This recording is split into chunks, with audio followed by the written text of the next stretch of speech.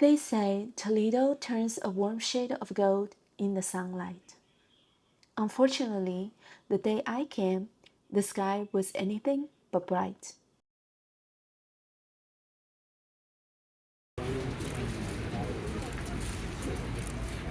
Toledo starts telling its story as soon as you arrive at the train station. The arches, colorful tiles, and stained glass already gave you a glimpse of Mudahar's design.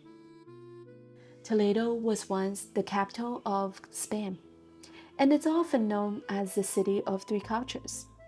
Christians, Muslims, and Jews all lived here, with their religions, languages, and cultures crowded together in this little hilltop city. By Middle Ages, Toledo has also become an important center of translation. Some ancient Greek texts took quite a journey through the Arabic-speaking world and then translated into Latin here in Toledo, finding their way back into European scholarship.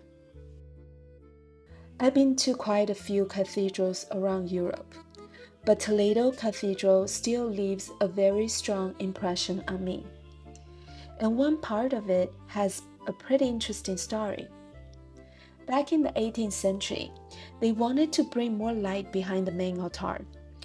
The problem was the altar was huge, and the whole area behind it was really dark. So the architect Narciso Torme has came up with a surprisingly simple solution. He opened a window in the vault. That's it. And now the sunlight comes in from above.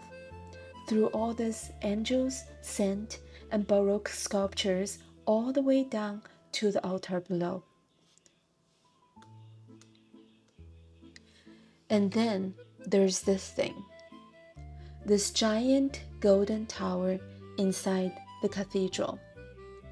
It's over 10 feet tall, and honestly, the closer you look, the crazier it gets. There are more than 200 figures in it. Prophets, apostles, saints, and angels, all stacked layer by layer, with the resurrected Christ on the very top. And then there are all these tiny spirals, arches, sculptures, and jewels. It is basically a miniature Gothic cathedral made of gold. Enrique de Affair spent almost 10 years bringing this golden sanctuary to life. I used to think gold was a little tacky. Then I saw this. There's so much detail, but somehow it doesn't feel like too much. You can almost see how much patience went into every little piece. I think my love affair with gold probably started with Arfe's Golden Tower. El Greco once painted a famous view of Toledo. There's no bright sunshine in his vision either.